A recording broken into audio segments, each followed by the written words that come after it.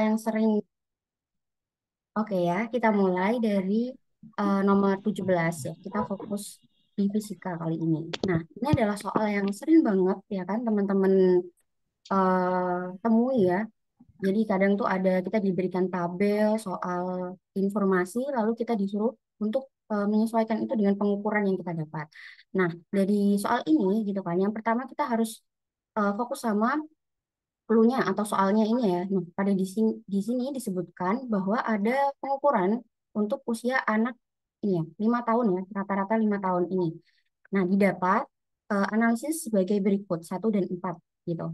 Nah, karena kan kita di sini sudah disebutkan ya bahwa rata-rata anaknya usia 5 tahun, berarti kita fokus saja pada tinggi badan anak normal di usia 5 tahun ini. Nah, kita cocokin aja sama yang di sini. Nah, pertama ya, Dido ya, opsi nomor 1 ini, Dido memiliki pertumbuhan badan di atas normal. Kita lihat dulu, si Dido ini tuh tingginya berapa gitu kan ya. Bentar, kakak zoom biar kelihatan.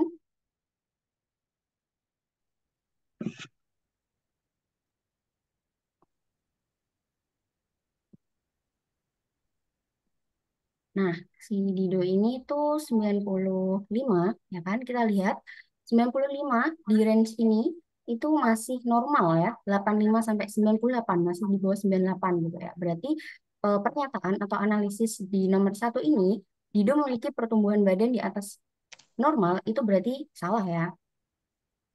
Nah, berarti opsi nomor 1 ini salah. Jadi option A, B, C ini yang ada satunya bisa langsung kita coret. Nah, di sini tinggal C dan juga D gitu kan. Di sini ada opsi yang sama yaitu 3. Berarti kita tinggal ngecek 2 sama 4 aja. Nah, nomor 2 ini adalah si Eza. Esa, maaf. Esa itu yang sebelah sini ya. Kita lihat Esa ini adalah 80 ya. Ini 80.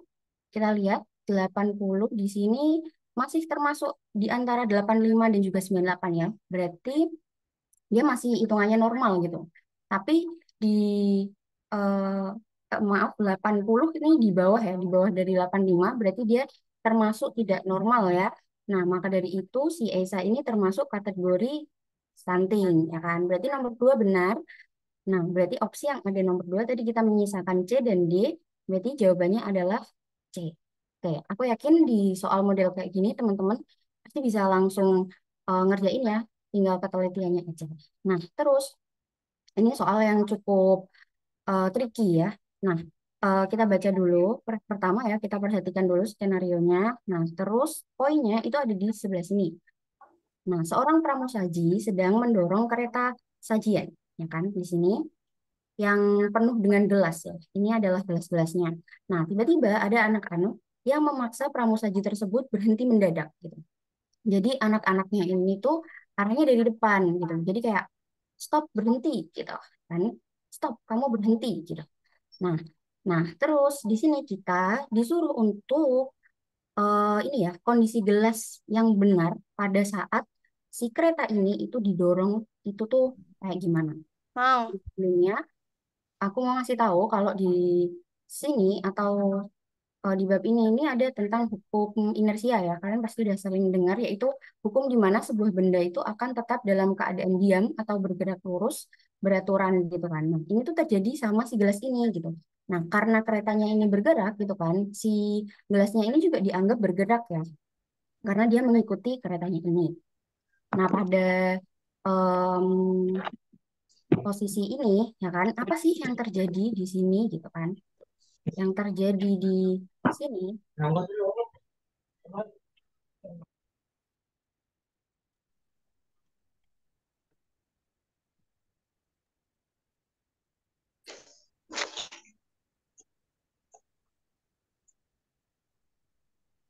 Nah, yang terjadi di sini itu adalah ketika si mbak-mbak pramusaji ini tuh mendorong, ya kan, kereta kan terdorong ya, bergerak. Nah, gelas-gelas di atasnya ini juga ikut bergerak gitu kan. Nah, terus kan ada anak-anak ini nih, dia tiba-tiba berhenti gitu kan, karena anak-anak ini. Nah, terus keadaannya gimana? Nah, karena si gelas ini kan awalnya dia bergeraknya ke depan ya. Nah, karena gerak atau hukum inersia ini adalah dia mempertahankan gitu kan ya, mempertahankan geraknya dia ini, maka ya kan dia kan jadi seolah-olah dia tetap ingin bergerak ke depan gitu kan. Karena kan gerak awalnya dia adalah di depan sini. Nah, maka dari itu posisi dari kondisi gelas ini adalah yang arahnya ke depan gitu. Yaitu yang benar adalah 1 dan 3. Nah, kalau misal ini susah buat dibayangin sama adik-adik, kalian bisa bayangin kalian naik motor gitu kan. Kalian naik motor, terus tiba-tiba kalian ngerem dada. Nah, posisi badan kalian itu kemana? Pasti langsung ke depan kan? Nah, ini yang terjadi saat di peristiwa ini juga kayak gitu. Nah, jadi kan posisi kalian kayak gelas ini juga kan ya, ngadep ke depan kayak gitu. Nah, untuk di ini kan paket 1 ya.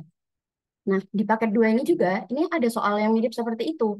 Tapi perbedaannya adalah ini di posisi anak-anaknya, ya kan? Kalau tadi posisi anak-anaknya itu kan di depan sini ya, di depan sini, ya kan, anak-anaknya. Nah, kalau sekarang posisinya di sebelah sini, dan ini juga beda ya. Tiba-tiba ada anak-anak nih ya, yang lari, ya, sehingga kereta itu terdorong semakin cepat. Nah, otomatis ini itu posisinya seperti kalian kalau naik motor, terus kalian ngegas gitu atau kalian naik mobil tiba-tiba sopirnya ngebut gitu, kalian pasti ketariknya kemana? Ke belakang kan ya, jadi kayak sweet gitu ke belakang kan. Nah, otomatis untuk kondisi ini gitu kan, dia kan ke arahnya ke belakang gitu. Nah, kita cari botol yang arahnya seolah-olah akan bergeser atau jatuh ke belakang gitu. Nah, itu adalah di nomor 2 dan juga nomor 3 gitu. Jadi 2 dan juga 3 di C sebelah sini. Ya, ini di paket nomor 2. Sebetulnya paket 1 dan juga paket 2 itu nggak terlalu beda ya. Apa namanya, soal-soalnya hanya kadang tuh opsinya ABC-nya ini dirubah atau ada beberapa nilai yang beda angkanya kayak gitu. Oh iya, sebentar Kak. Nah, ini nih, ini di apa namanya, di paket nomor 2. Nah, tadi ya.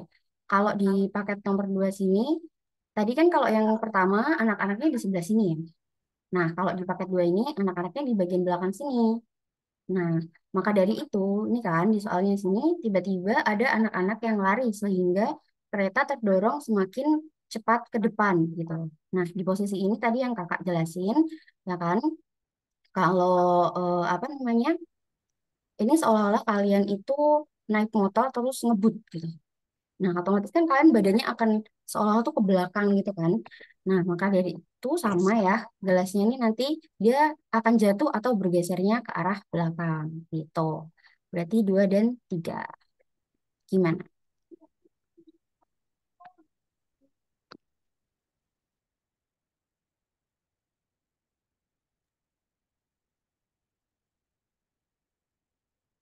Yang paket nomor 1 B, iya, B yang benar. Dan untuk paket nomor 2 yang benar C. Oke, sampai sini aman ya. Nah, next ini adalah soal tentang percepatan ya, gitu. Nah, percepatan itu kan hubungan antara V dan juga T, gitu ya. Percepatan itu delta V sama delta T, gitu. Nah, tapi di sini tuh soalnya dikemas soal cerita ya. Jadi ini note-nya ada di sebelah sini. Kita baca dulu. Nah, gitu. Nah, setelah menerima perintah untuk take off, pesawat bergerak dari keadaan diam. Oke, keadaan diam. Keadaan diam berarti dia V-nya 0 ya. Dia nggak punya kecepatan karena kan dia diam. Sampai kecepatan tetap di lintasan QR. Dari titik R, ya kan, kembali diperlambat hingga titik S dan memutar haluan beberapa saat. Nah, memutar haluan ini berarti kan kecepatannya sama ya, hanya belok aja ya, kayak di gambar ini nih. Ini kan S, ini kan dia cuma belok aja nih. Nah, terus kita lanjut baca dulu. Setelah berhenti sesaat, pesawat memacu kecepatan S ke T sampai sini. Nah, T ini yang terakhir ya. T sampai U maksudnya. Kecepatan 100 sampai ke U. Nah, ini ada kenaikan ya nanti. Nah, sampai sini kita analisis dulu nih. Opsi-opsi di sini. Pertama tadi titik P gimana ya? Nah, ini pesawat bergerak dari keadaan diam. Intinya kalau diam, itu tuh dia mulainya itu P-nya sini. Harus dari titik 0,0 sini. Nih. Jadi pada saat T0, P-nya juga 0. Nah, ini nih. Berarti yang ini benar ya. Kita kita kita replace dulu satu-satu. Nah, ini nih yang kurang benar ya. P-nya ini tuh dari keadaan diam. Ya kan? Berarti P-nya salah. Oke, Reno kita coret dulu. Reno kita coret dulu ya. Nah, berarti tinggal A, B, dan D gitu. Nah, terus kita baca lagi nih. P sampai kecepatan tetap di lintasan QR. Nah, baru sampai QR ini yang tetap. Oke, QR tetap ya. Kalau tetap ini lurus gitu ya, dia stabil gitu. Nah, terus kita sampai ke si ini R kan, R ke S ya kan, kembali diperlambat ya. Diperlambat berarti apa? Turun ya. Nah, berarti turun. Oke, ini turun. Ini turun. Oke, masih aman. Nah, ini mulai ada perbedaan di sini. Nah, dia kan berhenti di titik S dan memutar haluan beberapa saat. Nah, memutar haluan ini kan dia tidak ada kata-kata perubahan kecepatan atau perlambat atau bertambah gitu ya kecepatannya. Berarti di titik S ini kan dia cuman masih stabil ya kecepatannya. Nah, otomatis mana nih yang benar? Nah, Dimas ini ya karena S-nya ini dia tetap gitu. Kalau yang Berto ini ada kenaikan ya, kalau dilihat dari grafiknya. Padahal di sini di soal tidak mengucapkan, tidak bilang kalau ada eh, perubahan atau dia nggak ngegas nih ya waktu belok di sini gitu. Di Yuda juga di sini ada kenaikan ya. Nah ini salah gitu. Berarti yang benar adalah si Dimas. Aman ya sampai di sini. Nah terus ini adalah soal selanjutnya ya kan?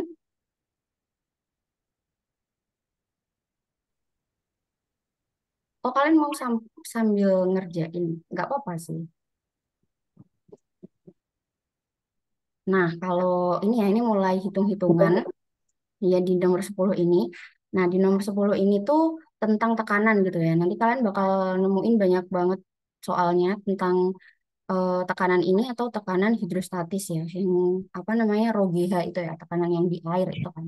Nah, pada soal kali ini ya kan, ini ada sebuah piston ya atau pengangkat mesin ini. Nah, di sini udah dikasih tahu nih, jika tekanan pada piston kecil atau P1 sama dengan tekanan pada piston besar P2. Nah, kalau ada kata-kata sama dengan kayak gini, itu berarti P itu sama P1 ya piston kecil itu sama dengan P2. Kenapa kok harus sama gitu kan? Nah, kita lihat di sini nih. Ini ya, piston kecil itu yang kecil ini ya. Dia nanti bakal mendapat gaya atau F1 ini. Nah, gaya tekan ini nih adalah yang akan mengangkat si mobil ini. Tuh. Jadi otomatis biar mobilnya keangkat, ya kan? Gaya di sini juga harus sama berat si mobil ini gitu. Makanya tekanan dari yang kecil ini, piston kecil ini itu harus sama dengan tekanan yang dikeluarkan dari piston besar ini gitu. Nah, dari persamaan ini kan kita tahu ya persamaan utama dari P itu kan F per A. Nah, dari persamaan yang ini P1 sama dengan P2. Nah, kita dapat yang ini tadi yang ditulis di sini itu F1 dibagi A1 sama dengan F2 dibagi A2. Oke, kita dapat di sini.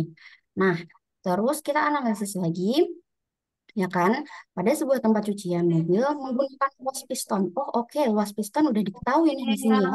Luas piston kecil dan juga luas piston dua. Maaf, besar ya. Yang kecil dan besar di sini. Sama mesin pengangkat hanya mampu memberikan gaya maksimal pada piston kecil 5.000 Newton. Oke, berarti di sini A1, A2 udah dapat ya. 1/7 ini ya. Nah, terus si piston kecil gayanya berarti F1. F1 udah dikasih tahu. Nah, terus tinggal deh kita masukin ke rumus yang udah disajikan di sini. Ya kan? Nah, F1 tadi berapa? 500, ya kan? 5.000 per A1. A1 berapa? A1 itu luas piston yang kecil yaitu 1 sama dengan apa namanya F2 nah F2 ini yang kita cari ya karena kan berat maksimal mobil ya. Nah terus di optionnya ini juga satuannya Newton berarti berarti F yang kita cari F2. Terus eh maaf kok hilang dia tiba-tiba. Terus si A2-nya di sini kita lihat dari perbandingannya itu kan 7. Nah tinggal kita pindah luas aja. Ya di sini F2 ini 5.000 Nah, kalau 7 di bawah dipindah ruas, berarti dia dikali 7 dibagi satu nggak usah kita tulis ya. Berarti F2-nya sama dengan 5.000 kali 7. 5 kali 7 adalah 35. Ini nolnya masih ada 3, berarti 35.000. Oke, jawabannya berarti si B ini. Kayak gitu ya.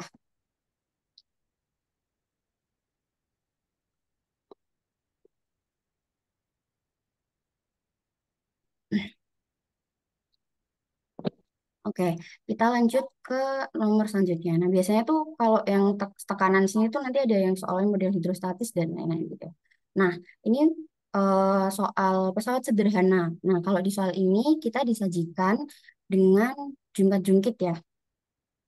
Nah, kalau di jungkat-jungkit ini, momen gayanya, ya kan, ini ada rumusnya di sini. Tapi pertama kita baca dulu, ya kan, apa sih yang dimau dari soal ini gitu kan. Mula-mula Mike dan Leon duduk pada jarak masing-masing gitu. Jaraknya 150 dari pusat titik tumpu ini ya, titik tumpu sampai tempat duduknya. Si Leon juga sama gitu kan. Nah, jungkat-jungkit akan seimbang jika hasil kali ya. Ini sebenarnya tuh udah Enggak, itu. dikasih tahu ya caranya gimana ya. Jungkat-jungkit akan seimbang jika hasil kali panjang XT dengan berat badan Mike sama dengan hasil panjang YT dengan berat badan Leon. Jadi clue-nya tuh udah dikasih tahu gitu di sini. Nah, terus apa sih yang dia mau gitu kan? Nah, permainannya tuh nggak seru gitu kan karena nggak seimbang gitu. Nah, caranya biar seimbang tuh kayak gimana sih gitu? Siapa yang harus maju dan mundur gitu ya dari titik titik tumpu ini. Nah, kalau soal ini itu tuh dicoba satu-satu sih ya. Tapi karena kebetulan ya karena ini opsi A-nya langsung kelihatan, mari kita coba dulu. Nah, tadi kan kita dikasih tahu nih kalau momen gaya Mike sama Leon itu tuh harus sama, ya kan? Di saat apa namanya pengen seimbang gitu ya, pengen posisinya tuh nanti kayak gini, posisinya pengen imbang gitu ya. Padahal kalau imbang nggak seru nggak sih ya? Oke, kita ikut soalnya aja. Nah, makanya kita kita hitung dulu nih. Misal opsi A nih, ya, satu ya. Nah, di A sini berat badan Mike, berat badan itu pasti sama ya, 25 dikali. Nah, kita kali sama posisi barunya dia nih. Di sini kalau opsi A ini di Mike ini disuruh mundur ya, mundur 30 cm dari posisi semula. Nah, kalau mundur kira-kira gimana? Mundur ini arahnya ke belakang sini ya. Otomatis dia makin menjauh ya, menjauh dari titik tumpu ya kalau mundur. Otomatis nanti jaraknya itu adalah 150 ini ya kan ditambah sama kemundurannya ini tadi. Dia mundurnya berapa tadi? 30 ya. Berarti 100, 180. Nah, ini hasil kali ini harus sama kayak Leon. Nah, di sini Leon perintahnya kayak gimana nih, Leon? Sementara Leon tetap di tempatnya. Oke, Leon berarti dia duduk aja ya. Nah, terus berat badannya 30 dikali dia 150 ya, tetap ya. Oke, mari kita hitung gitu ya. 25 dikali 180 hasilnya adalah 45.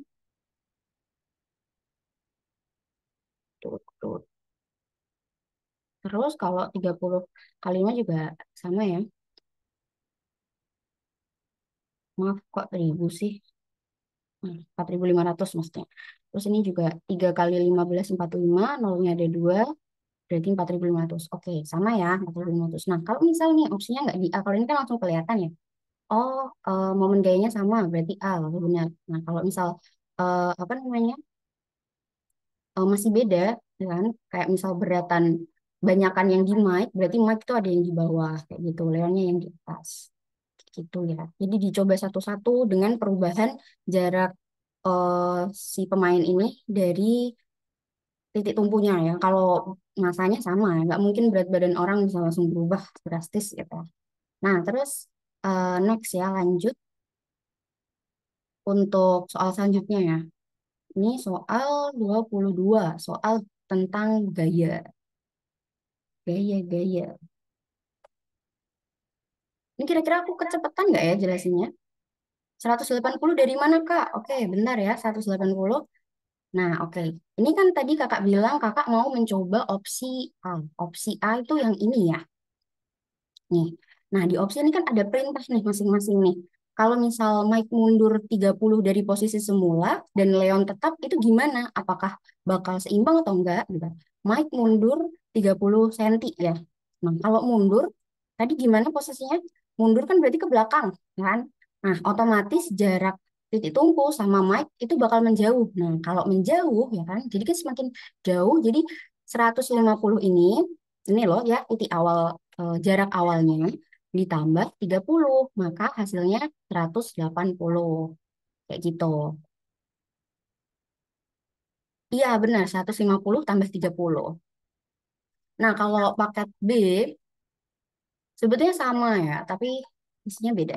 Sebentar, paket B itu mana? Nah, ini. Nah, B itu kalau nggak salah isinya tuh, nah B ini juga sama ya, sama-sama 25, 150. Caranya masih sama. Isinya C kalau nggak salah. Dapat 30. Oke, aku jelasin lagi ya. Aku hapus dulu orang-orangnya biar gampang. Oke,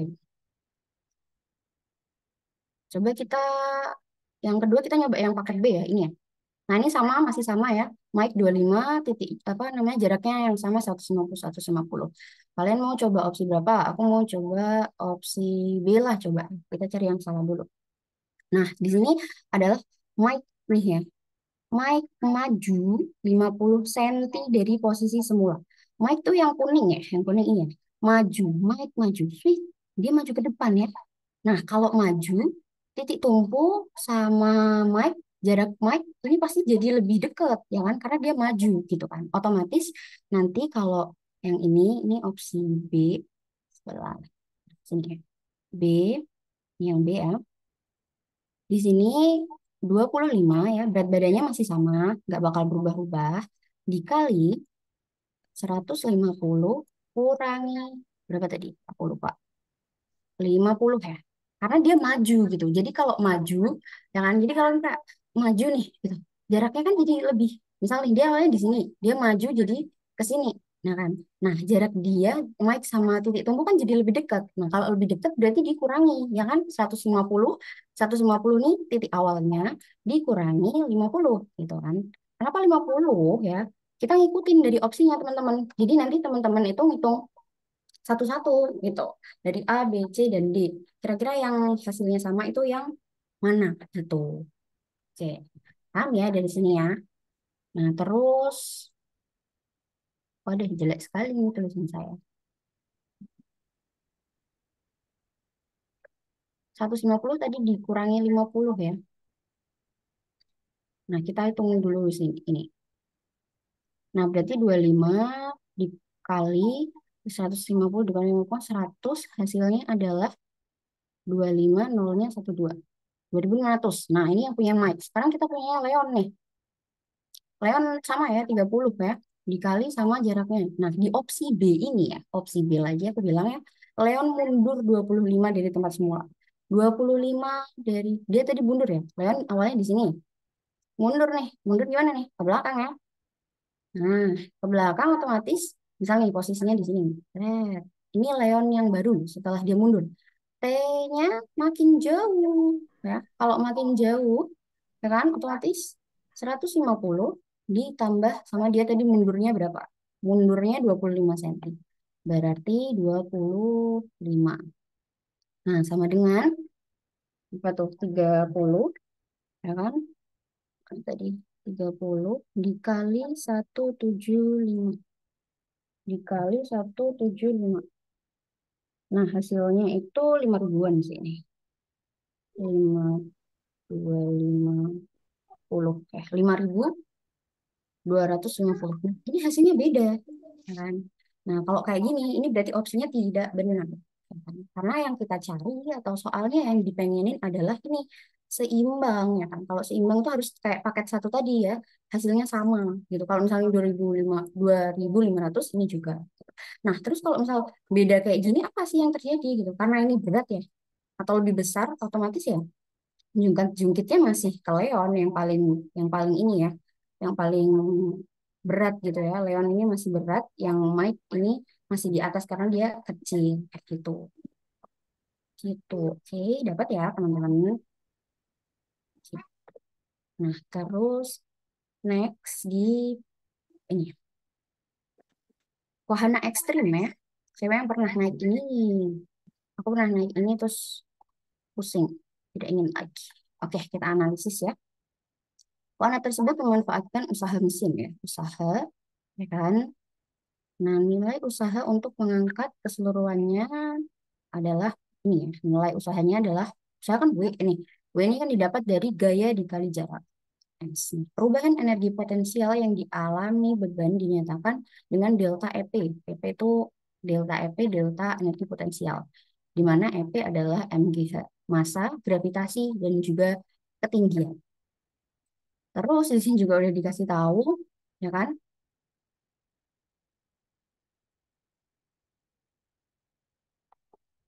Nomor 21, oh ya itu udah dikasih tahu. Terima kasih. Nah, terus ini kita udah lanjut nomor 22 ya. Teman tenang aja teman-teman, nanti juga videonya itu bakal diupload di YouTube-nya Bimba Cahaya. Jadi kalian bisa nonton lagi gitu.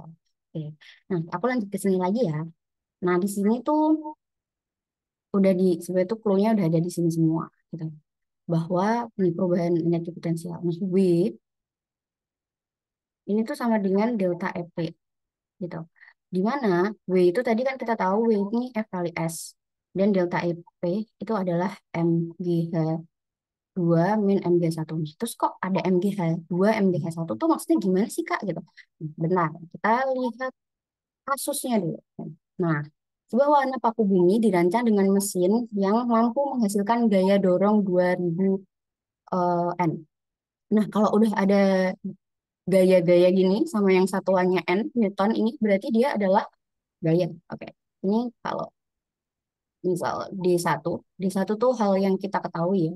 Itu F-nya sama dengan 20.000 Newton. Jadi yang satuannya NN itu atau misalnya dia nggak nyebutin kalau ini adalah gaya nih, bisa kalian sebut dengan gaya. Nah, mesin diharapkan dapat mengangkat penumpang dan tempat duduknya dari 0 hingga 40 meter. Oke, ketinggiannya ini adalah 0 sampai 40 meter. Nah, H1 itu adalah H yang paling bawah. H1-nya berarti 0 ya. H2-nya sama dengan 40. Nah, misal ini kayak gini. Ini 40 nih. Terus, maaf nggak lurus. Ini 0 ya. Nah, jadi kayak gini ya. Nah, terus, apalagi nih yang diketahui? Jika rata-rata massa satu penumpang paku bumi adalah 60 kg, massa tempat duduk adalah 800 kg, maka jumlah penumpang maksimal yang dapat diangkut oleh paku bumi tersebut adalah, oke, berarti kita disuruh cari berapa sih orang yang bisa nempatin ini gitu kan ya, dengan kemampuan 20.000 Newtonnya ini. Nah, pertama yang harus kita lakukan adalah kita mencari massa totalnya dulu. Ini ya, menghitung massa total. Nah, terus menghitung massa total gimana, Kak? Gitu kan. Kita lihat yang ada hubungannya sama massa-massa ini mana nih rumusnya? Nah, ini ya. Ini. Kita pakai rumus B sama dengan delta EP ya, karena di sini bilangnya W-nya ini berhubungan sama energi potensial. Nah, kita tulis lagi nih. F kali, nggak usah kita tulis lagi deh. Kita langsung masukin aja. Jadi yang pertama ini ya, udah tak tulis menghitung massa total. Nah, F-nya tadi berapa? 20.000 dikali S. S itu apa sih? S itu kan jarak ya. Nah, tapi kan jaraknya di sini nggak ada yang ketinggian gitu. Nah, jarak itu, ya kan, H2 dikurangi H1. Nah, jadi kalau misal kalian mungkin ngiranya jarak tuh hanya ini, dari satu titik ini ke titik ini ya. Oh, ini jarak. Tapi ya kalau ke atas ini juga bisa disebut jarak ya. Hmm. Tapi jarak di sini nih H2 dikurangi H1 ya. Nah, kebetulan karena H1-nya 0 bisa jadi kan 40 kurangi 0 gitu ya. Jadi S-nya sama dengan 40 gitu. Tapi kadang kan belum tentu, apa namanya, H1-nya ini juga nilainya 0. Jadi S kalau di ketinggian ini kayak gini carinya. Nah, terus dikali 40 ya. Nah, kita masuk lagi ke rumus sini. Terus ini ada MGH min MGH. Masanya. Nah, masanya nggak ada. Nah, ini kita cari, ya kan? Ada variabel M yang harus kita cari. G-nya juga dikali H2 min MGH1. Nah, kalau misal kalian cermat ya di sini, kita nggak perlu ngitung ini semua, gitu kan. Kita cukup ngitung, oke ini kita hitung dulu ya W-nya. 2 kali 4 itu 8. Ini nolnya sisa 1, 2, 3, 4, 5. Berarti 1, 2, 3, 3, 4, 5. Ya. Ya, 800.000 sendiri nih. Nah, M-nya yang kita cari, G-nya kan 10 nih. H2-nya tadi berapa? 40. Nah, terus apa kita perlu ngitung ini apa namanya? TP yang di H0 ini kan H0 H1 nih misalnya. Nah, H1-nya tadi kan 0 ya. Otomatis kalau hanya ini 0, nilai EP1-nya ini juga 0 gitu. Kenapa ya? Coba aja nih. Misal M dikali G, gravitasinya kan 10 nih. 10 kali 0 berapa? 0 kan ya. Berarti kan min 0 gini. Jadi bisa aja kita anggap, nggak usah kita hitung dulu. Nah, jadi 800.000 Itu ya wes. dikurangi M. Nah, ini 4 kali 1, 4. Nolnya ketinggalan 2. Berarti No, no. terus. Nah, di sini kita tinggal ngitung ini. Apa namanya? Pindahin aja ya. Nah, kita kan mau jadiin M sama dengan nih. Nah, ini M. Ini. Terus si 400 ini mau kita buang biar M-nya sendiri gitu lah bahasanya ya. Nah, jadi ini penduduk asli ruas ini kita tulis tetap 800.000 Saya dibagi. kemarin. Kenapa dibagi? Ini kan dia awalnya kali. Pindah ruas berarti dibagi. Kali pasangannya bagi. Ya kan? Terus kalau tambah pasangannya kurang. Jangan kebalik ya. 400. Plus. F itu gaya ya sayang. Mm-mm. 10 itu dari gaya gravitasi. Oke. Nah, terus ini kan didapat nih. Ini kan kita coret. Nolnya ada dua. Dia punya dua. Atas dua. Berarti M sama dengan 8 dibagi 2, 200. Hmm. Berapa nih? Sisa 3. 2.000. Masa totalnya nih 2.000. Gitu kan. Jangan panik dulu. Masa totalnya 2.000. Nah, habis udah dapat masa total sini. Ya kan? Kita menghitung masa penumpang dulu nih. Nah, tadi kan dibilang ya di soal sini kalau ini jika rata-rata masa satu penumpang paku bumi 60 kg dan masa tempat duduk adalah 800 kg. Jadi, si M total ini adalah ini tuh dia terdiri dari Yang berisi. Kamu sini aja. berarti si M total ini tuh masa penumpang ditambah sama masa kursi ya. Jadi masih ada masa kursi nih di sini ya, di masa total ini gitu kan. Berarti belum bisa kita kita cari nih. Nah, caranya gimana gitu. Ya udah, tinggal gini aja. Nah, jadi kan kita tahu kalau mau pindah nomor lagi nih, sini aja lah. M tahunnya tadi 2.000 ya kan. Terus ini kalau M total ini masa penumpangnya kan kita belum tahu nih. MP ini aku ngasih namanya ya. Ditambah masa kursi. Masa kursinya tadi dia bilangnya 600 800. 800 di sama dengan 2.000. Nah, terus MP ini berapa nih? Masa penumpang nih. Berarti 2.000 dikurangi 800. Berapa nih hasilnya? Berapa tadi? 2.000 dikurangi 800. Hasilnya adalah 1.200. 1.200. Ini masih berat. Nah, ini masih berat ya, belum orang bentuknya. Nah, terus kita ingat lagi di satu clue ya, jika rata-rata masa satu penumpang paku bumi adalah 60, ya kan? Maka gitu kan, jadi kita ngitung gitu. Jadi 1.200 nih.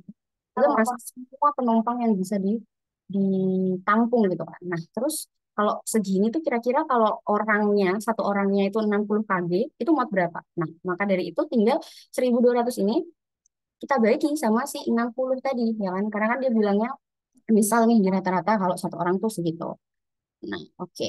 Nah, 12 dibagi 6 berapa? 2, kan? Coret, ya kan? Dia punya 01, 01, nolnya tinggal 1, 20 orang. Oke, berarti apa namanya? Kapasitas dari si paku bumi ini adalah 20 orang. Kayak gitu ya. Oke, betul sekali. Ya, gak ada yang bisa jawab nih di sini 20 orang. Good job. Nah, terus aku next ke soal selanjutnya ya. Ini soal hubungan antara energi mekanik, energi potensial, dan juga energi kinetiknya. Ini bakal soal yang sering banget kalian temuin gitu. Nah, kunci dari soal ini itu adalah ini nih, kesamaan ini. Apa sih Kak ini? EM, EP, EK, apa sih gitu kan. Nah, kalian tahu ya kalau EM itu energi mekanik ya. Di mana-mana itu sama, ya kan? Betul. EM itu energi mekanik, EP itu energi potensial, EK itu energi kinetik ya. Di sini kakak nyebutnya kayak gitu. Nah, EM ini di semua titik itu bakal sama. Jadi misal EM di sini titiknya ada kakak nyebutnya H0, yaitu ketika ketinggiannya itu nol ya, karena masih di tanah kan. Nah, terus si H-nya ini tuh ketinggian tertentu. Nah, terus si Hamax ini adalah ketinggian paling tinggi gitu ya. Paling tinggi yang dimiliki suatu benda gitu ya. Nanti entah dilempar atau jatuh gitu. Nah, kenapa kok bisa beda-beda rumusnya? Padahal tadi bilangnya EM itu di titik manapun sama. Iya benar, EM misal EM di Hamax ini 30, di H ini juga bakal 30, di H0 ini bakal 30. Tapi terdirinya dari beda-beda gitu kan. Nah, mari kita lihat. Kalian masih ingat kan ya kalau misal apa potensial itu tadi rumusnya adalah EP itu tadi MGH. Nah, kalau EK, tapi kalau di sini nanti bakal lebih fokus ke EP. Setengah MP kuadrat. Nah, di sini EP ini berhubungan sama H. EK ini berhubungan sama V. Nah, jadi EP ini atau energi potensial ini kan dia berhubungan sama H. Nah, dia ini kan lurus nih ya hubungannya sama dengan gini ya. Berarti kalau H-nya tinggi, EP-nya juga tinggi. Coba kita lihat di sini. H-nya 0, ya kan? Di sini nggak ada EP kan? Ya iya, karena EP-nya 0. Di sini coba kita lihat Hamax ini. Hamax ini kan paling 16 tinggi. kali lebih. Berarti hanya paling tinggi kan? Nah, Oh, maka EP ini bakal jadi tertinggi di sini. nah, komangnya percintaan remaja, nah.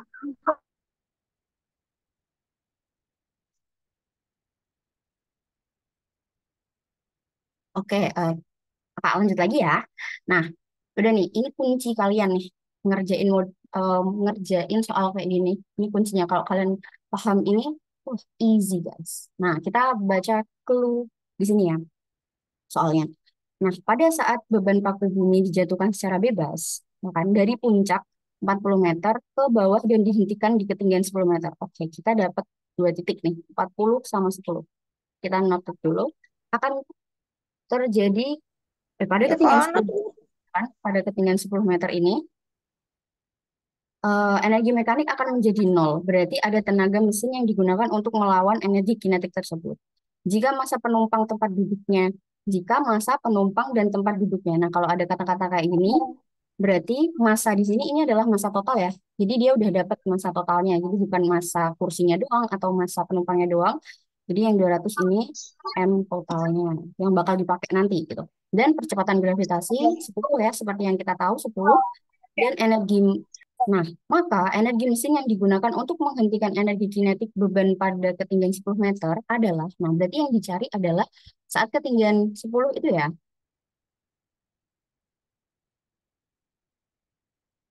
Nah, oke. Tadi kan kakak udah bilang ya, kalau EM itu di mana-mana sama. Nah, kalau di sikonnya si ini tuh kan dia ini 40 nih.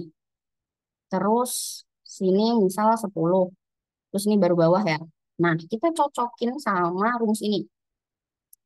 Nah, tadi kan kakak bilang kalau EM di mana-mana sama, berarti bisa dibilang EM1 itu sama dengan EM2. EM1 itu EM yang di bawah, EM2 itu EM yang di atas, gitu ya. EM1 yang di bawah, yaitu yang 10 ini, ya kan? Dia ini di mana nih? Dia di tengah-tengah, ya kan?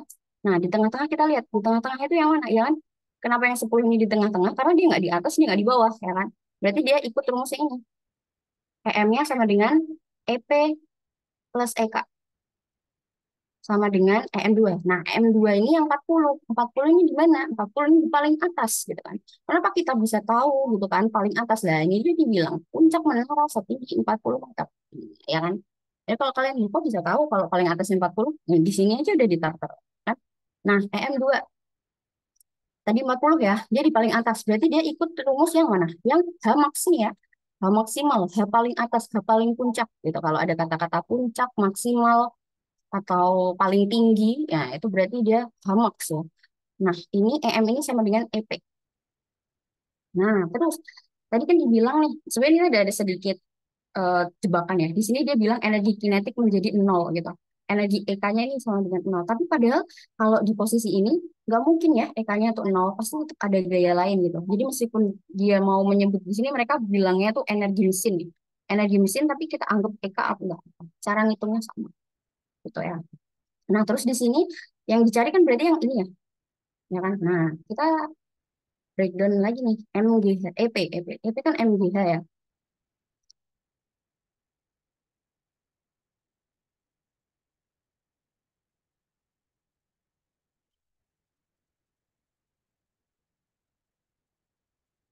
Oke, nah MGH. Di sini kan tadi EP-nya tuh berapa tadi? Dia kan masanya kan 2000. Siapa namanya? Jadi gini, secara gampang gini aja.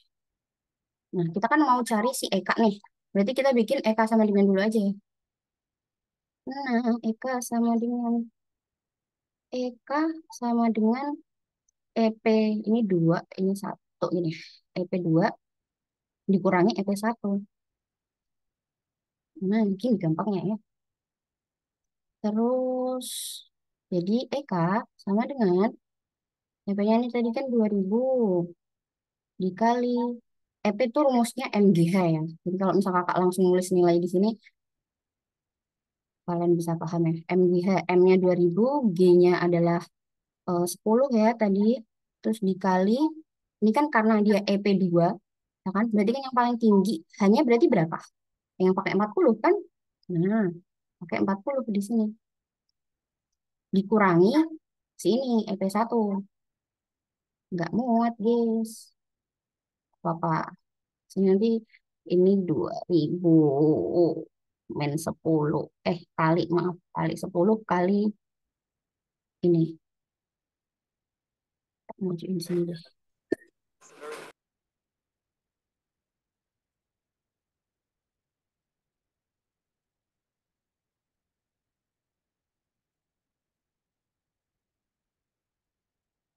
Jadi EK-nya sama dengan ini tadi yang EP1 ya, yaitu 2000 dikali 10. 10 ini gravitasi. Sama EP2. Dua, ingat ya, 2 itu yang tadi kita bilangnya yang ini, yang 40. Jangan kebalik. 40 dikurangi 2000 dikali sama juga ya 10 dikali sama EP1. EP1 tadi ketinggiannya yang ini, yang 10. 10 deh. Nah, hasilnya berapa nih? Kita hitung dulu. Coba. 2000 dikali 10 dikali 40. Berapa nih? Kalau kalian pengen gampangnya, 2 dikali 1. 2 dikali 1, 2. 2 kali 4, 8. Nolnya sisa 1, 2, 3, 5. Berarti nolnya 5. 1, 2, 3, 4, 5. Nah, terus ini 2000, 2, 1, 2 kali 1, 2, 2 kali 1, 2. Berarti 2. Nolnya yang ketinggalan 1, 2, 3, 4, 5. 1, 2, 3, 4, 5. Berapakah ini? 8.000. Karena ini nolnya sama ya, sama-sama 5, berarti 8 kali 8 dikurangi 2, 6. Nol yang tersisa adalah 5. 1, 2, 3, 4, 5. 600.000. 600.000 joule. Ih, ketemu. Ini ya berarti isinya. Oke, amankah teman-teman?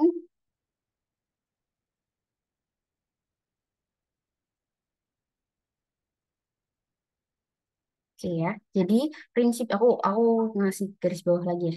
Ini kalau di soal tentang energi mekanik, energi apa kinetik potensial, ini adalah sang master pegangan kalian. Kalau kalian paham soal ini, semua soal apapun dibabat. Oke. Oke, aku next ke selanjutnya ya. Nah, soal selanjutnya ini tuh sebetulnya pasti lebih gampang sih dari kalian. Yaitu ada tentang pengukuran suhu ya, soalnya nanti macam-macam. Nah, tapi di sini ada beberapa clue. Kita baca, ya kan? Nah, di sini dikasih tahu ya, pada dasarnya suhu normal bayi dan anak-anak itu sekitar segini. Ketika mengalami demam, suhu tubuhnya meningkat hingga lebih dari 36 Celsius, 38 Celsius gitu. Berarti patokan kita adalah si 38 Celsius ini. Oke, kita baca lagi. Tetapi, ya kan, alat termometer ini tuh pakainya Fahrenheit, ya kan? Sedangkan acuan kita atau ya yang kita tahu lah, ini pakai Celsius gitu. Berarti kalau misal kita ngukur adik bayi di sini, kita harus konversi dong, ya kan? Si Fahrenheit ini jadi Celsius. Konversi itu maksudnya diubah gitu ya, satuan, satuan, satuan suhunya. Ya. Nah, di sini kita dapatnya 101,3 Fahrenheit gitu. Nah, kalian pasti udah paham ini adalah panutannya. Maksudnya cara ngubahnya bisa di otak-atik aja. Tapi biasanya yang keluar itu Celsius ke Fahrenheit, Fahrenheit ke Celsius. Kalau Reamu kayak aku nggak pernah lihat. Nah, di sini ya kan ingat ya kalau dari Fahrenheit ke Celsius ya kan atau bukan Fahrenheit. Ini tuh Celsius ke Fahrenheit. Ini tuh. Jadi yang diketahui Celsius, kita mau cari Fahrenheit itu ditambah. Tapi kalau misal eh, apa namanya kita tahunya Fahrenheit pengen jadiin Celsius, berarti jangan lupa dikurang dulu sama 32. Kalau di case ini apa kira-kira? Kita pengen ngubah Fahrenheit jadi Celsius ya. Berarti yang diketahui datanya Fahrenheit yang dicari Celsius. Berarti pakai yang ini.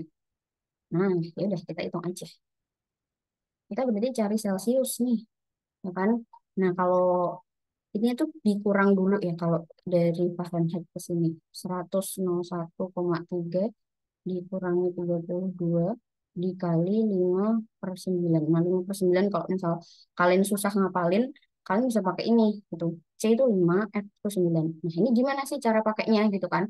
Nah, kalau misal yang dicari atau yang dicari itu kayak ini ya, misalnya yang dicari Celsius, berarti yang atas itu punyanya Celsius. Celsius itu berapa? 5, berarti pakai 5. Terus yang diketahui siapa? Yang diketahuinya 9. Ini juga berlaku di sini ya. Kalau ini kan yang diketahui Celsius nih. Maaf, yang dicari kan Fahrenheit. Berarti Fahrenheitnya yang di atas. 9 ini kan di atas. 9/5 gitu. Kalau kalau yang ini 9/5. Gitu. Nah, kita lanjut lagi di sini. Berapa itu? 101,3 dikurangi 32. Ya, dikurangi dulu.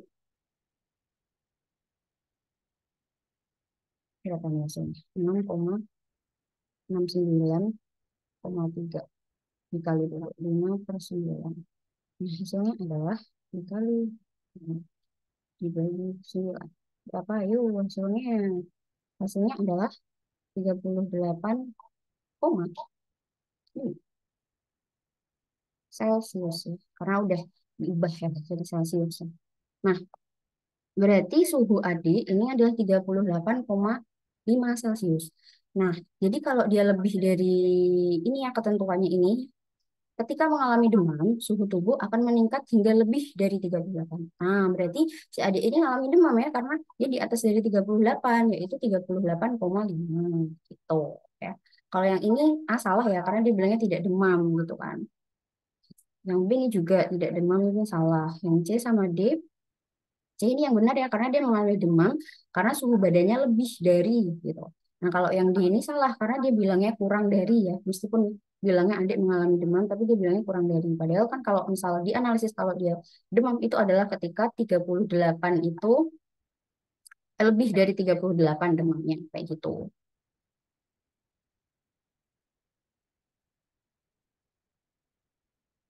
Oke, kalau kayak gini suaranya jelas nggak ya?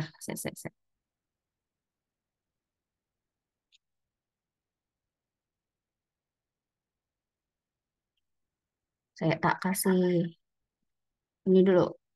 Hmm, Not di atas ini. Kalau di soal sini itu Fahrenheit ke Celsius. Nah, ini tuh F ke 30. Kok 30 sih? Celcius. Nah, kalau ini dia Celcius ke Fahrenheit. Oke, gini. Ini kalau ini rumus jadinya. Kalau di soal sini Fahrenheit jadi Celcius. Berarti pakainya yang ini.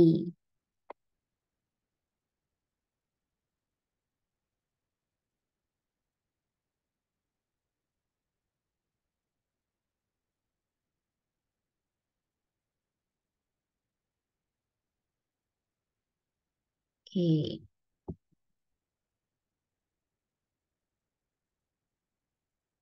Terus kita lanjut di nomor 25 F. Nomor 25 ini tuh soal kalor. Ini sebetulnya cukup gampang. Kita baca dulu tapi ya sebelum itu ya. Nah, di sini kita disajikan soal literasi tentang water heater ya. Nah, di sini guys. Laptop saya nge-lag. Halo, halo.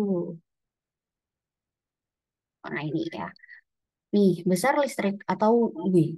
Nah, ditentukan dari hasil kali antara P dan juga T. Jadi ini nih, W sama dengan P kali T. Perwujudannya tuh nih.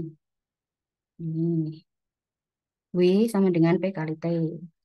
Terus energi kalor, kan? Energi kalor yang dibutuhkan, yaitu Q ya, berbanding lurus. Berbanding lurus itu tuh sama dengan, berarti. Sama aja, sama dengan. Berbanding lurus dengan massa air M. Kalor jenis dan juga delta T. Hubungan energi listrik, nah hubungannya pakai kayak apa disajikan di sini. Ini ya Q ya kan, berbanding lurus. Banding lurus itu berarti kalau misal apa namanya apa sih biasanya masanya meningkat ya kan si energi kalornya juga makin besar. Kalau suhu kalau kalau suhunya meningkat berarti energi kalornya juga kayak gitu. Terus oke kita masuk ke sebelah sini. Sebuah penahan air dengan kapasitas 10 liter nih dengan kapasitas 10 liter yang setara dengan 10 kg mempunyai daya 600 watt digunakan untuk memanaskan air sesuai dengan kapasitas maksimalnya. Air dipanaskan dari suhu awal, ya kan? Suhu awalnya itu 20, berarti T1-nya 20 dan juga mencapai suhu 80. T2-nya 80. Berarti dari sini bisa dicari delta T-nya gimana? Delta T itu adalah T2 dikurangi T1. Ya kan? 280 dikurangi 20 adalah 60. Oke ya. Tadi dapat nih, delta T-nya udah dapat. Terus masanya juga udah dapat ya kan 10. Tuh. Wattnya pun udah ada. Jika kalor jenis ya, kalor jenis ini tuh apa? Kalor jenis itu C. Ini udah dikasih tahu kalor jenis itu C kan. Kalor jenisnya 4.200. Maka waktu pemanasan water heaternya itu berapa? Nah, waktu-waktu tuh apa? Waktu tuh T ini. Oh, berarti yang dicari tuh T gitu. Kita udah lengkap ya, kita ada P. Nih ya, kita udah ada dayanya, ya kan, watt.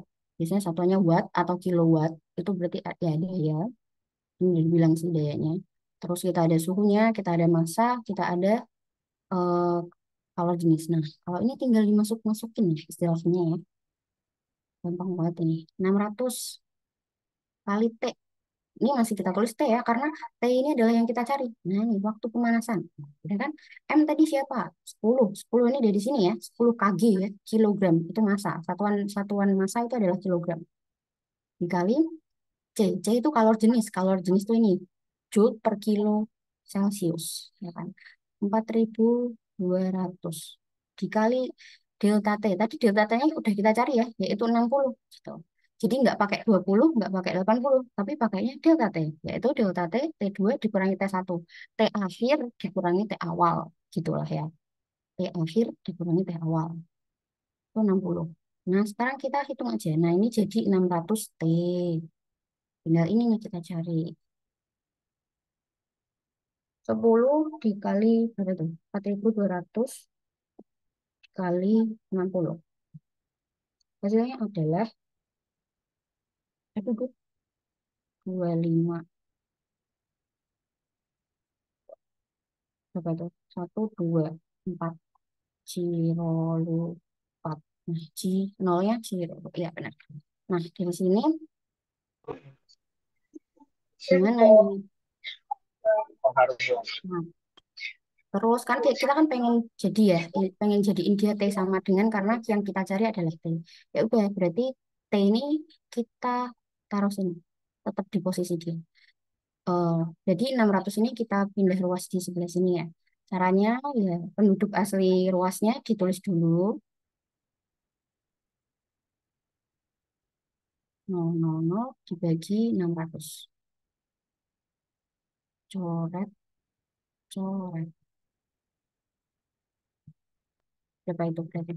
25, 25, 20, 200 dibagi 6. Nah, di sini ada 40, berapa ini? Kayaknya berarti 4, 2,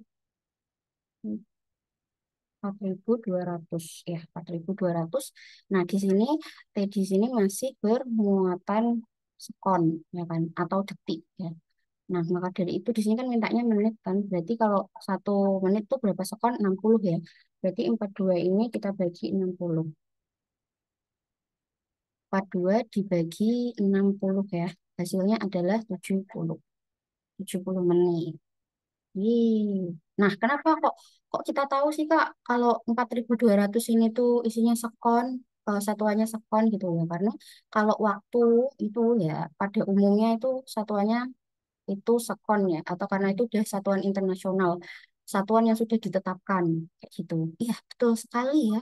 Ini ada argumen 4.200. Jadi kalau misal kalian ngitung ini kayak, lu udah tak masukin semua, kok hasilnya 4.200 gitu. Jangan panik dulu gitu. Kita lihat dulu kan ya satuannya itu apa gitu kan. Oh ternyata, oh iya, tadi kan satuannya masih sekon gitu. Terus yang diminta di sini adalah menit. Nah, otomatis sekon ke menit itu kan berarti dibagi 60 ya. Kalau misal bingung nih. Tadi itu kita punyanya 4.200 sekon. Nah, biar jadi apa namanya menit, itu kan kita tahu kalau 1 menit itu kan 60 sekon. Nah, gini kan. Nah, ini kan S ini tuh biar hilang istilahnya ya. Ini kan harus dibagi sama S kan. Nah, ini 60 S tuh di sini ini satu kayak gini. Jadi ini dibagi ini. Ini kan menit nih di sini. Sekon ini kan S sama S di bawah nih. Salah. Apa namanya? Entek lah namanya. Jadi 70 menit. Nah, terus kalau misal dari menit ke sekon gimana? Ya tinggal ini dikali aja gitu. Oke, paham ya sampai sini. Jangan bingung dulu kalau misal hasilnya nggak sesuai sama opsinya. Kita baca dulu opsinya itu apa satuannya gitu ya. Oke, nah terus soal selanjutnya ini soal tentang bunyi. Ya kan, soal bunyi lagi. Nah, kita dikasih satu persamaan ya tentang periode getaran ayunan. Kok bunyi sih? Enggak, ini belum bunyi, guys. Ini masih tentang periode sama frekuensi.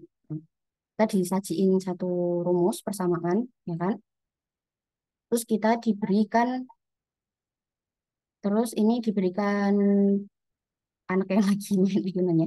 Di sini tuh ada panjang talinya, yang P, ya kan? P tali itu sama dengan 1,5 M. Nah, terus yang Q itu sama dengan 2 M. Nah, kan di sini kan berarti yang P ini lebih kecil daripada yang Q kan. Dah, kita keep di situ.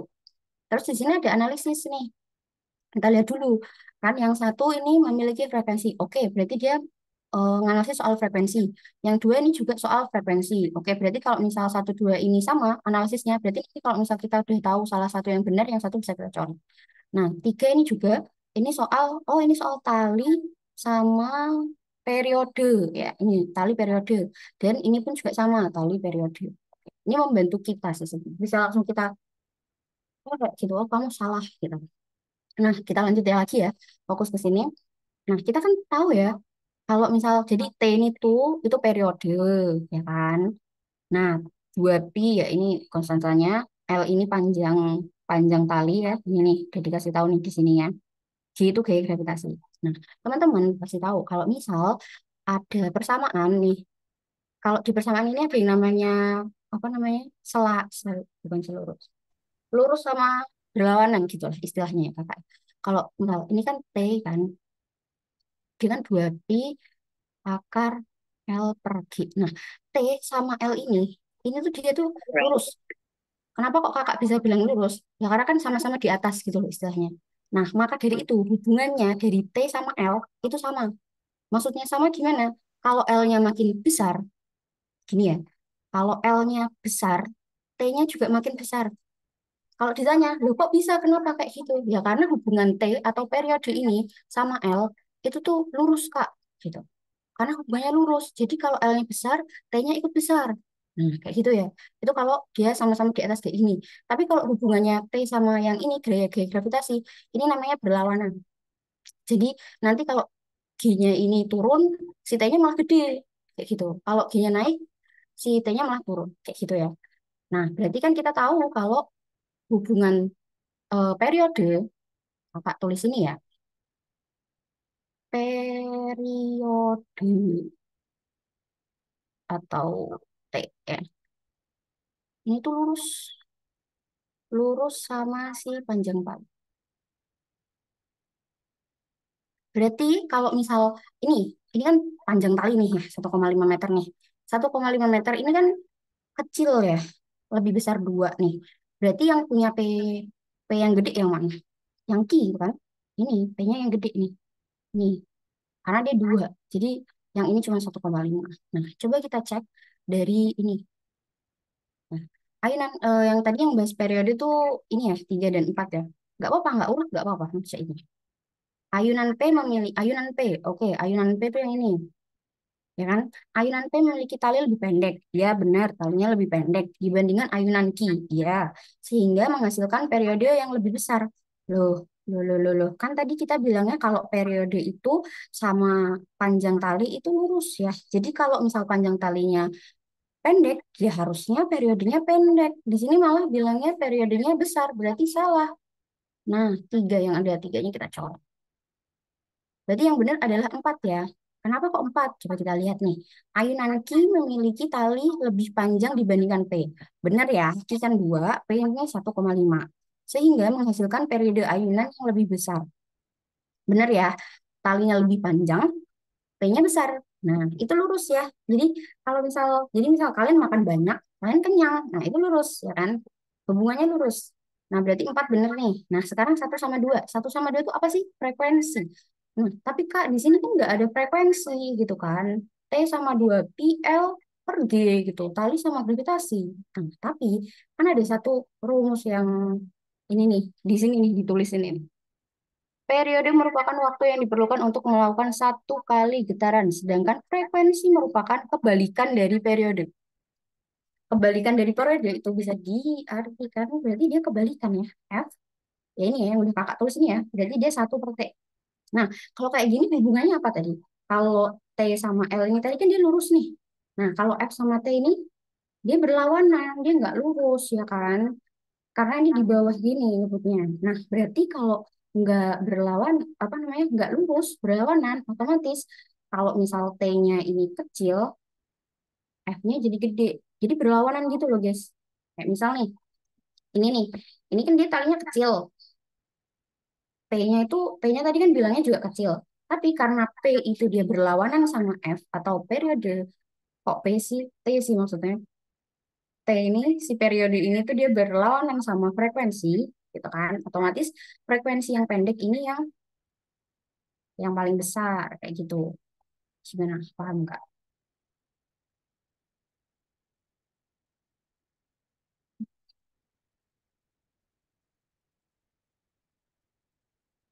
Oke, ya kan. Nah, berarti kita lihat coba. Ayunan P memiliki frekuensi lebih kecil, ayunan P ini ya, dibandingkan dengan Q karena talinya lebih pendek. Salah ya, padahal tuh tali itu dia berhubungan sama frekuensinya tuh berlawanan. Nah, berarti yang benar adalah nomor 2 ini. Gitu. Oke, oke. Jadi hubungan tali sama periode itu lurus gitu ya. Tali sama periode lurus. Tapi kalau tali sama frekuensi itu berlawanan. Intinya itu. Gitu, gitu. Oke, sampai sini aman. Iya, benar ya. Intinya perbandingan terbalik. Tapi untuk si F sama tali ini lah, saya tak tulis dulu ya. Berarti kalau yang L ke apa namanya tali ke periode itu lurus. Tapi kalau L ke frekuensi itu dia berlawanan. Berlawan. Tapi biar kalian tahu kenapa asal usulnya seperti ini, ya dari hubungan di rumusnya itu. Gitu ya. Intinya ini. Ini L ya. Nah, terus yang ini tuh, oh ini. Ini simpel sih kalau yang ini ya. Mengenai tragedi Titanic. Kan. Intinya tuh kalau di sini kalian baca, Titanic itu kan nabrak bongkahan es toh. Padahal di dia itu udah ada apa namanya, ini ya, sound navigation-nya gitu. Nah, kita tuh disuruh untuk apa namanya, kira-kira tuh di jarak berapa lah gitu. Udah ada peringatan kalau di depan itu ada bongkahan es. Nah, kalau ketemu soal-soal yang berhubungan kayak gini, ya kan, kita lihat dulu. Berikut ini adalah hasil simulasi seandainya kapal Titanic dilengkapi dengan sonar modern sehingga terhindar dari tabrakan gunung es. Kapal Titanic memancarkan sonar ke segala arah, menerima pantulan bunyi dari sebuah gunung es pada waktu ini ya waktunya. Kita punya T ini di sini, spon ya atau detik. Jika cepat rambat bunyi di air adalah 1500 mV, maka ini kan P nih. Nah, oke, kita dapat T sama V. Maka yang dicari adalah jarak ya yang akan terdeteksi. Jarak itu apa? S gitu. Nah, ini berarti kita pakai jarak rumus ini. S sama dengan P kali T per 2 gitu. Loh, Kak, kok anak ada T per 2 ini apa sih gitu kan. Nah, sebetulnya ini kan tadi kan bunyi ya. Jadi bunyinya kan awalnya dari sini mantul balik lagi ke sini kan. Nah, jadi kan istilahnya 2,4 ini tuh waktu dia bolak-balik. Padahal untuk rumus S ini kan dibutuhkan cuman waktu dia satu kali aja nggak sampai ke bendanya. Nah, kalau misalnya kalau kalian bingung, ini ada di sini.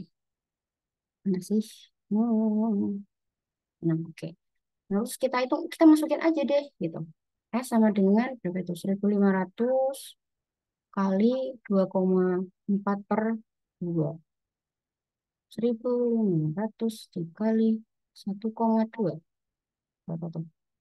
150 dikali 1,2.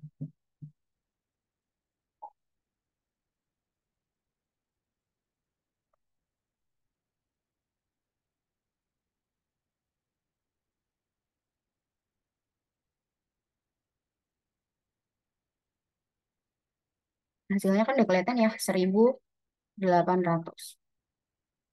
Nah, 1800 ini ya kan kita cari nih. Kalau ini tuh agak agak bisa. Nah, kapal Titanic tidak menabrak gunung es karena sudah terdeteksi pada jarak 1800. Oke, berarti benar ya. Nah, kalau yang B ini yang salah kenapa gitu ya? Karena dia terdeteksi pada 3600. Padahal di perhitungan kita itu adalah 1800, ya kan? 1800. Terus nomor B ini, nomor C ini tetap menabrak karena kecepatan kapal cukup tinggi sehingga ini enggak ya. Tuh. Oke ya, berarti jawabannya adalah A. Aman ya.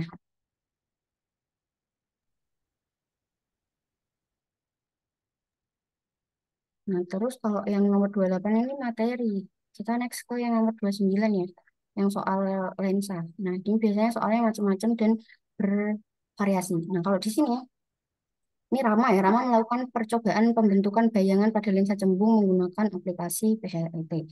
Mas Rama ini melakukan percobaan pertama, percobaan kedua, dan juga percobaan ketiga. Nah, di percobaan ini, ya kan, dia di percobaan ketiga, dia menggeser objek ya. Objek itu yang mana? Objek itu yang ini ya. Ini objek, ini real image-nya, ini lensanya. Nah, terus dia menggeser menjadi 150 centimeter gitu ya, sebelah kiri lensa. Berarti ke arah sana ya. Nah, jarak bayangan dan sifat bayangan diperoleh adalah oke. Jadi clue kita tuh cuma dapat ini ya, si SI-nya dia ya. Si SO. Jarak objek. SO tapi yang ketiga. Padahal kalau di perhitungan ini, kita butuh ini kan, si fokus lensa fokus. Nah, kita lihatnya gimana gitu. Kita coba perhatikan percobaan satu dan dua, karena ini adalah clue kita. Kita lihat dulu percobaan satu dan dua. Oke, percobaan satu nih. Oke, objeknya di sini, ya kan? Ini lensanya. Nah, ini kan jaraknya dia itu, ini kan 10. Nih, kita lihat dulu nih di sini. Ini kan, ini kan satu nih, satu, 10, 20, sampai sini 100. Oke, berarti jarak awalnya ini 100. Ini jarak awalnya kita perhatiin dulu sampai 200 ya. Berarti 200 dikurangi 100, 100. Oke, sama. Kita lihat percobaan kedua. Kira-kira apa yang diubah di percobaan kedua kan? Pasti ada yang berubah gitu, teman-teman. Nah, coba kita lihat lagi. Di sini, ini kan ini tetap 1, 10, ini 100 nih, sama kan? Nih, dari titik ini ke sini, 100. Nah, ini nih mulai yang beda, ya kan? Di, apa namanya, percobaan kedua ini ternyata yang digeser itu yang, apa yang menggeser ya? Jadi, ini 100, jaraknya cukup jauh beda ya. Tadi kan 200.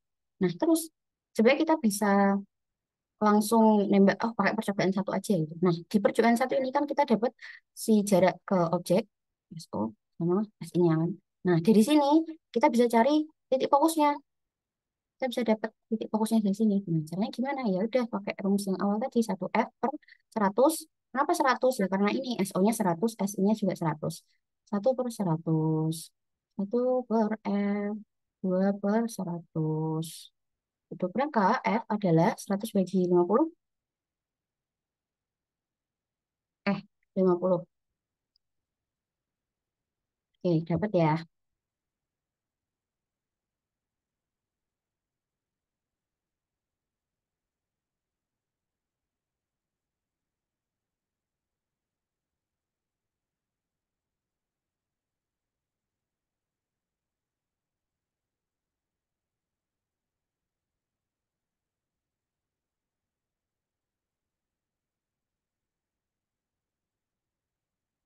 Oke, kita lanjut lagi ya. F-nya 50. Tadi udah ada yang nebak 50 kan.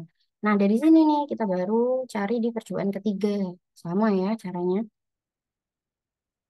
Sini aja. Satu per tadi 50 ya kan. Sama dengan 1/SO-nya ini kan menggeser objek menjadi 150 cm di sebelah kiri lensa. Jadi gini kan. Berarti 150. Nah, kadang tuh ini kata-katanya agak jebak ya. Misalnya menggeser 30, misal menggeser 30 cm dari posisi semula gitu kan. Kalau kayak gitu kan berarti posisi semulanya ini kan 100 ditambah geserannya. Tapi kebetulan kalau di soal ini itu dia langsung bilang gitu kan menggeser objek menjadi 150 di sebelah kiri lensa. Oh, berarti kan dari patokannya kan si lensa ke 150 gitu kan. Nah, kayak gitu ya. Itu biasanya jebakannya di situ.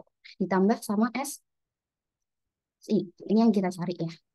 1/SI sama dengan 1/50 dikurang ini kan dipindah sini ya. 1/50 sama dengan ini bisa dibilang 150 satu kebalik guys. Gak mungkin.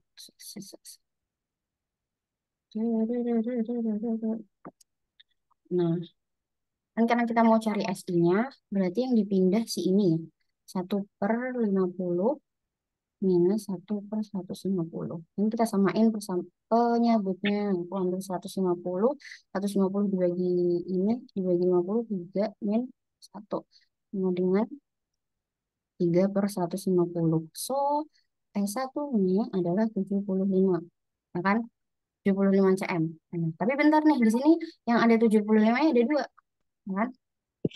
Bedanya adalah 75 di sebelah kanan dan 75 sebelah kiri. Nah, biasanya kalau nilai dia adalah positif gini, dia tuh gesernya ke sebelah kanan kan, karena kan apa namanya positif gitu kan. Atau kalian juga bisa lihat dari ini sifat lensanya. Karena SI-nya ini kan positif ya, otomatis sifatnya kan nyata gitu. Kalau misal apa namanya SI-nya ini tuh negatif kayak -75 atau berapa, nah baru sifatnya maya. Tapi karena ini kan dia positif, berarti dua-duanya ini kan positif ya. Dari apa namanya SO sama SI-nya positif, berarti kan dia nyata. Bisa dilihatnya dari situ. Oke, berarti B ya.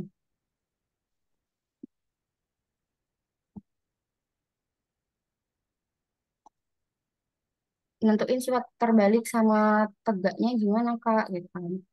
Biasanya kalau aku sebenarnya itu ada hafalannya ya. Aku yakin kalian udah kayak tabel gitu ya. Tapi intinya kalau si SI atau si jarak apa namanya ini apa sih lensanya sama bayangannya itu tuh positif ya kan. Dia tuh pasti nyata gitu. Nyata. Kalau terbaliknya tuh dia ada sifat sendirinya. Terus kalau yang maya itu kalau misal jaraknya sama ini itu negatif, itu dia pasti maya.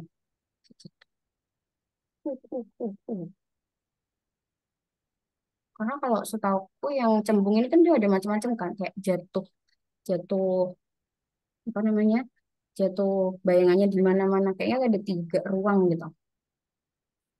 Nah, next lanjut ke soal nomor 30. Nah, ini sebenarnya itu soal pengamatan ya. Jadi kita nggak ngitung di sini. Tapi jadi kita karena pengamatan, jadi kita harus membaca dengan seksama. Kita baca dulu, ya kan, semuanya.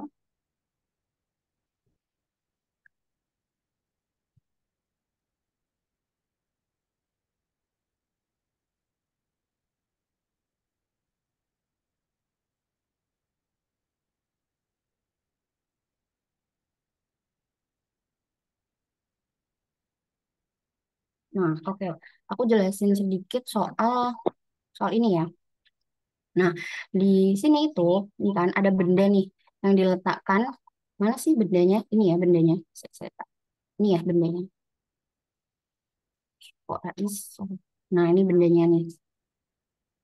Suatu benda.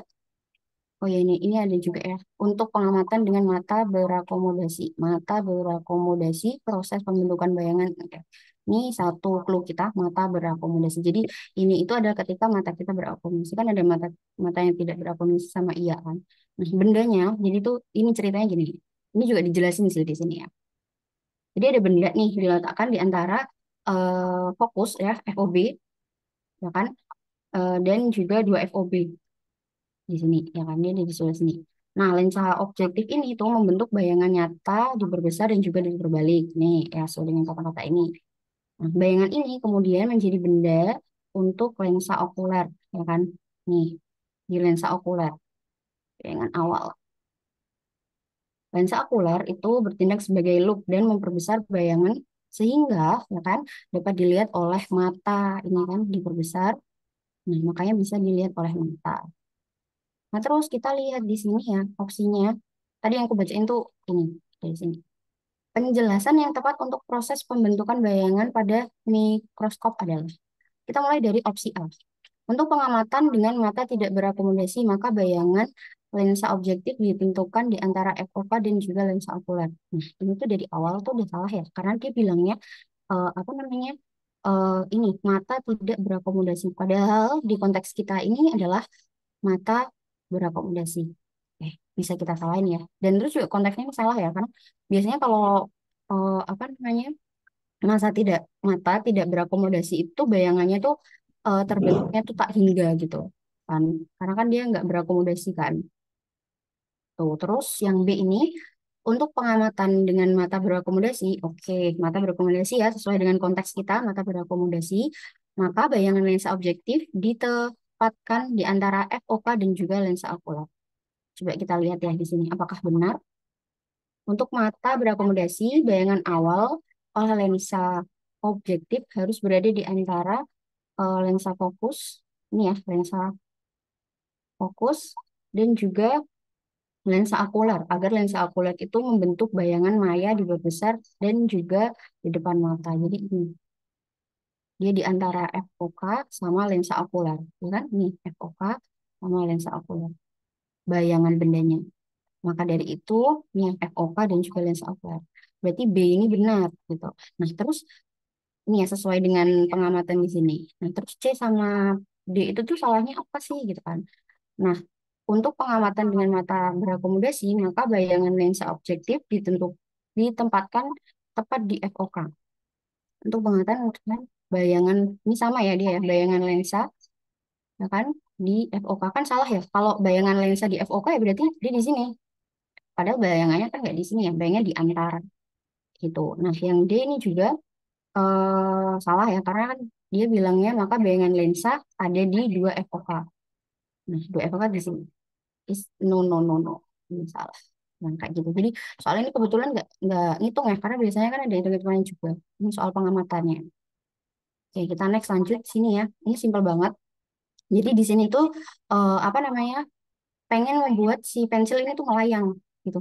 Nah, melayangannya itu dengan cara si magnet-magnet ini gitu. Nah, kita tahu kalau magnet ini kan memiliki kutub utara dan juga kutub selatan nih. Kutub utara dan selatan. Dan teman-teman juga pasti tahu kan ya kalau misal apa nanti kalau kutubnya berlawanan dia bakal mendekat, tapi kalau kutubnya apa namanya sama itu kan dia bakal apa namanya tolak menolak gitu kan. Nah, caranya biar si apa namanya si pensil ini bergerak itu tuh ini apa namanya si pensilnya ini melayang gitu maksudnya. Berarti kan nggak mungkin saat dia menyatu gitu kan. Jadi kan saat dia apa sih bahasanya tuh Em, dia tolak menolak gitu loh. Jadi kalau kalau dia tolak menolak ya kan dia jadi kayak bisa tetap tetap stabil gitu loh di atas gitu. Nah, kayak gambar yang C ini kan. Nah, ini kan dia, jadi kayak yang atas, yang selatan ini dia tolak menolak kan sama yang selatan. Jadi dia nggak nyatu gitu. Nah, kalau nyatu, dia nanti nggak bakal jadi melayang si pensilnya itu gitu. Oke, paham nggak di sini? Jadi dia cuma mengandalkan sifat dari si magnet itu aja gitu. Kayak menurutku ini oke lah, kalian pasti bisa. Nah, terus sini, hmm, aku pengen jelasin ini dulu. Ini dulu, ini dulu lah. Oke. Nah, ini soal em, apa namanya generator ya, trafo, trafo sekunder dan juga trafo eh, primernya. Nah, menurutku kalau soal trafo ini tuh nggak banyak bervariasi, soalnya tetap sama. Kita tetap ngandalin perbandingan si ini, ya kan, NS, NP dan juga tegangannya ya, tegangan sekunder sama tegangan primer, terus rumus utamanya si dayanya ini, ya kan. Jadi kayak apa ya, berpedomannya sama dua ini. Nah, di sini kan yang ditanya adalah perbandingan antara NP dan juga NS, ya kan, sama besar dari ini IS-nya ya. Nah, caranya gimana gitu kan? Cara cara cari ini gitu. Ya udah, di sini kan di awal kita tahu bahwa tegangan awal primer. Tegangan awal primernya nih, sebuah generator menghasilkan tegangan 10.000 volt dan juga daya 150 megawatt gitu kan. Ini generatornya. Terus akan ditransmisikan pada jarak yang sangat jauh menggunakan kabel dengan hambatan tertentu gitu kan, sesuai dengan prinsip transmisi listrik jarak jauhnya itu. Nah, tekanan akan dinaikkan.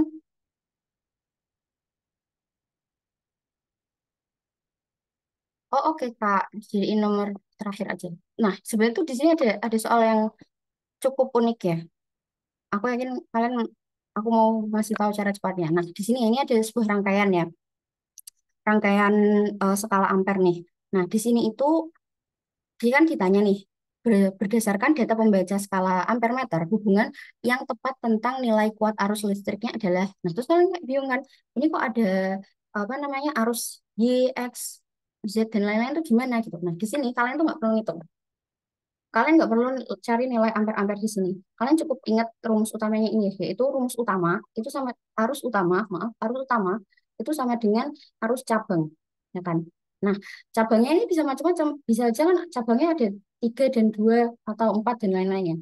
Nah, arus utama ini tuh apa sih? Gitu. Coba kita lihat di sini ya. Arus utama itu adalah arus yang jangan nge-lag.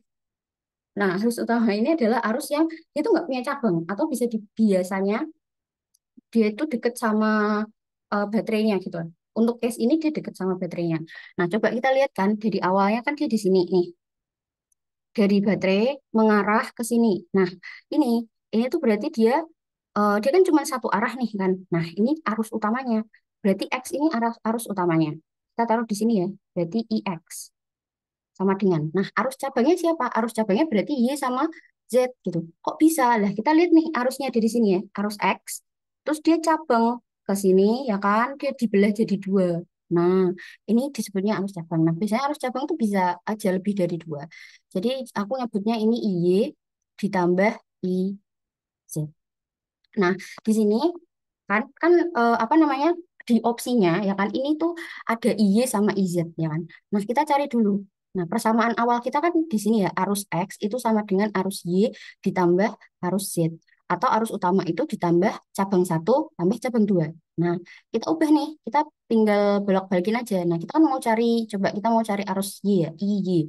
IY sama dengan si LX atau IX-nya ini tetap si Z ini kan kita pindah di sini jadi kurang ya. Berarti arus Y itu sama dengan arus X dikurangi arus Z. Nah, dapat persamaan kedua. Kira-kira ada nggak yang kayak gitu gitu kan? Nah, kebetulan ada nih di sini ya. Ini. Nah, terus kalau misalnya yang IZ yang benar yang mana Kak gitu. Coba kita di sini ya. Tadi kan kita tahu kalau arus X ini pasti ya guys. Kayak jadi kayak arus utama itu sama dengan penjumlahan dari arus cabang. Itu pasti. Nah, dari IX itu kan sama dengan kalian mau ngotak-ngatik apa namanya IZ dulu juga boleh, apa namanya IY dulu juga boleh. Nah, kayak gini ya IY. Nah, di sini kita mau cari IZ ya gantiannya. Nah, IZ tetap di sini, si LX-nya tetap. Nah, si LY ini kan kita pindah ya. Awalnya di sini plus berarti pindah ke ruas kiri jadi minus ya. LY sama dengan. Nah, berarti arus Z itu harusnya sama dengan LX atau arus X dikurangi LY. Di sini ada yang benar nggak?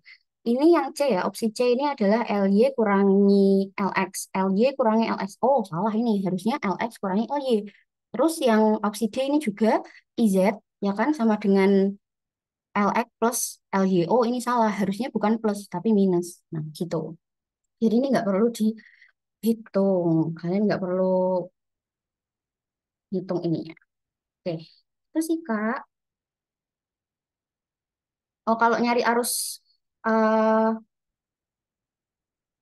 sebenarnya ini tuh basicnya baca arus ampere sih ya.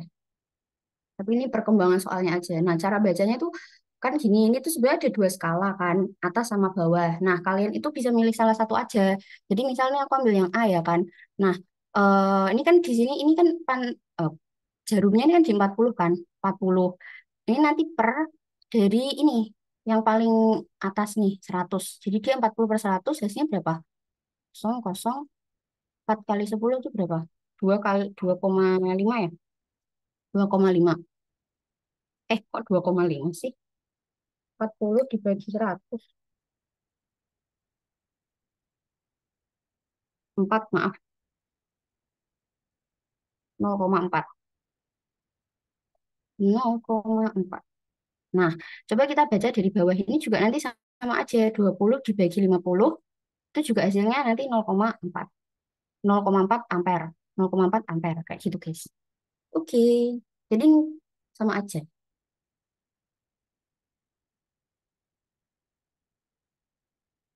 Iya, kali 5 juga. Oke. Gimana? Gimana? Udah ya, Kak? Oh, yang trafo.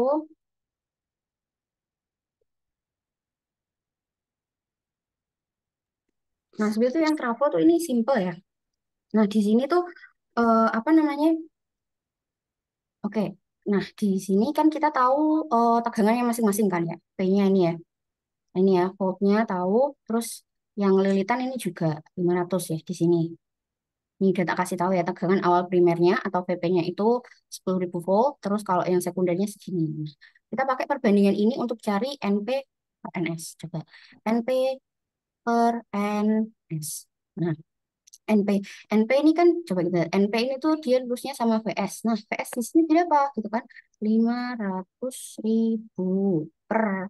Di sini NS. NS itu sama dengan PP. Sini ya. Ini ya. Nah, PP-nya berapa? PP-nya adalah 10.000.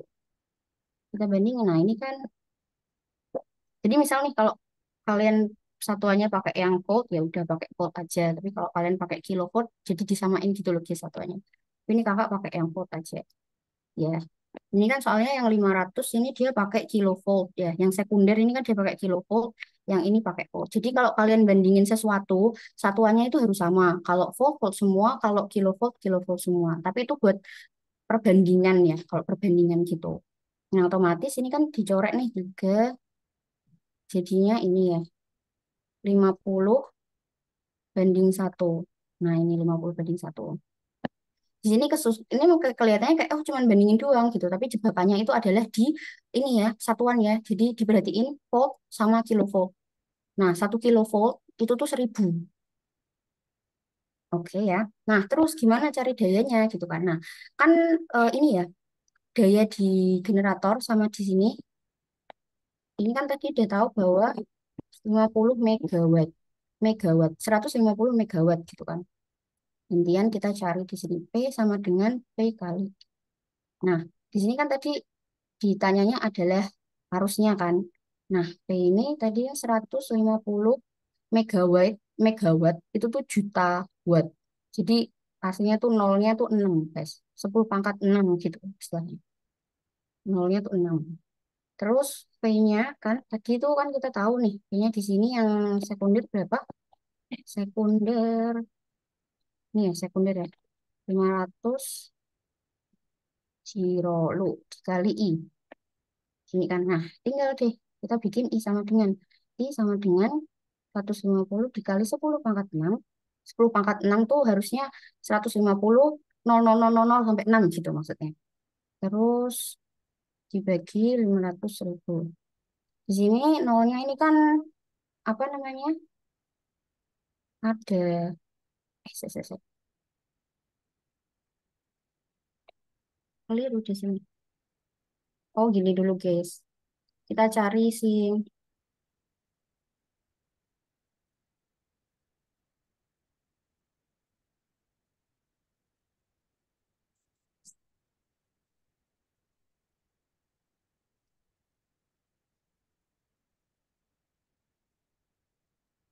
ini tadi udah benar sih sebenarnya. Oke. Iya. Nah, tadi kan P sama dengan P kali I. Nah, kita mau cari I, berarti tinggal I sama dengan P per P. Nah, gini dulu kan. I sama dengan P per P. Nah, P-nya tadi 150 dikali 10 pangkat 6. Ya kan? Karena juta. Juta tuh nolnya 6. Dibagi 500.000. Cirolo. Dengan. Nah, 15 dibagi 5 itu kan 3. Ya kan? Terus sekarang kita eksekusi yang nol-nolnya. Ini nol di bawahnya ada 5. Di sini dia punya 6 kan, berarti sisa 1, berarti 10 tambah ini berarti 300. Nah, berarti yang benar adalah 300. Jawabannya adalah C. Oke Kak, sudah. Oke guys ya, itu tadi ya soal-soal dari kakak. Kalau misal bingung, ya kan, bisa lanjut ditanya di kolom komentar nanti. Nanti ini juga diupload di YouTube ya guys. Nah, sekian dari kakak. Kalau misal ada salah kata, mohon dimaafkan. Assalamualaikum warahmatullahi wabarakatuh. Terima kasih teman-teman. Terima kasih tadi yang udah bantu jawab juga keren. Semoga lancar untuk ASPD-nya di awal bulan ini.